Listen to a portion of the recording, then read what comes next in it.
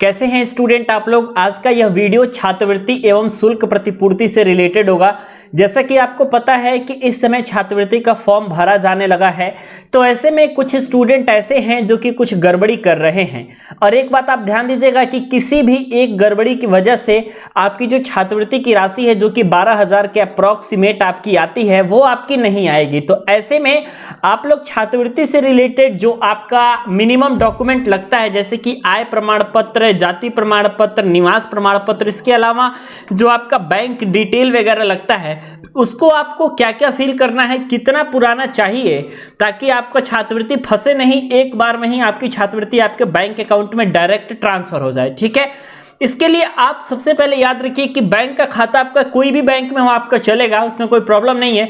लेकिन अगर आप कोई सरकारी बैंक में खाता खुलवाते हैं तो वहां पे आपका छात्रवृत्ति आने का चांसेस जल्दी ज़्यादा है। जल्दी ज़्यादा है कहने का मतलब क्या है कि जब आपकी छात्रवृत्ति चलती, जब आपकी छात्रवृत्ति दी जाती है, तो जिनका जिनका गवर्नमेंट बैंक में खाता होता है उनको पहले दी जाती है, उनको पहले आवंटित की जाती है। ठीक है, ना कि पहले प्राइवेट बैंक वालों के खाते में छात्रवृत्ति भेजी जाती है। पहले आपके गवर्नमेंट बैंक वाले खाते में ही आपकी छात्रवृत्ति भेजी जाती है। ठीक है, और इसके अलावा आप एक और बात याद रखिए कि जो आपका आय प्रमाण पत्र होता है, जो आपका जाति प्रमाण पत्र होता है, जो आपका निवास प्रमाण पत्र होता है, ठीक है, ध्यान से सुनिएगा, आय प्रमाण पत्र आपका, जाति प्रमाण पत्र आपका और निवास प्रमाण पत्र आपका बिल्कुल ओरिजिनल होना चाहिए।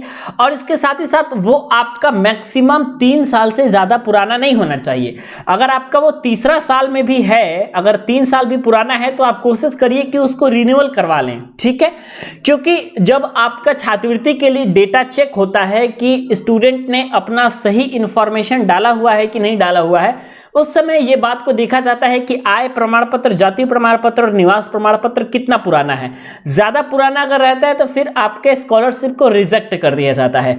और जब आपका छात्रवृत्ति एक बार रिजेक्ट हो गया, उसके बाद आप समझ जाइए कि बहुत बड़ा प्रॉब्लम आपके सामने खड़ा हो जाने वाला है। ठीक है कि आपके पास सुधार के लिए भी समय मिलता है, आपके पास गवर्नमेंट समय देती है, उस समय के अंतर्गत अगर आप सुधार करवा लेते हैं तो छात्रवृत्ति आ जाती है। वो सारी बातें सही है, समझ में आ रहा है। लेकिन अगर एक बार रिजेक्ट हो जाता है डिस्ट्रिक्ट स्कॉलरशिप कमेटी से, फिर बहुत बड़ा प्रॉब्लम हो जाता है और 1 महीने तक आप लगातार इसी चीज में फंसे रह जाते हैं। फिर प्रॉब्लम ये होगा कि आप अपने एग्जामिनेशन की तैयारी नहीं कर पाएंगे भाई। तो क्यों ना हम पहली बार में ही सतर्क रहें। अगर हमारा डॉक्यूमेंट में कुछ भी पुराना है अगर, तो मैं उसको सीधे तौर पे उसको रिन्यूअल करवा करके नया बनवा लूं। और जो भी आप कॉलम में फिल करें, चाहे वो आप फीस फिल करें या फिर जीकॉप का रोल नंबर फिल करें या फिर अपना खुद का रोल नंबर फिल करें या 10वीं 12वीं में कितना मार्क्स आपने पाया है वो फील करें, ऐसा आप कुछ भी फील करिए स्टूडेंट। ठीक है, लेकिन आप एक बात आप हमेशा याद रखिए, सारी चीजें बिल्कुल आपको सही फील करनी है। एक भी चीज अगर आपने गलत फील किया तो वहां पे आप पूरी तरीके से बाहर हो जाएंगे, याद रखिएगा। ठीक है, चलिए, तो ये आपका केस जो हो गया आय जाति निवास का। इसके अलावा बैंक डिटेल वगैरह में भी आप याद रखिएगा कि आपका जो बैंक होगा उसमें आप जो है आधार कार्ड से लिंक उसको जरूर करवा लीजिएगा। और आप लोग जो मोबाइल नंबर आप अपने बैंक में दीजिएगा, चाहे अगर आप मान लीजिए नया खाता खुलवा रहे हैं, क्योंकि हम देखते हैं तमाम सारे पॉलिटेक्निक स्टूडेंट न्यू खाता खुलवाते हैं।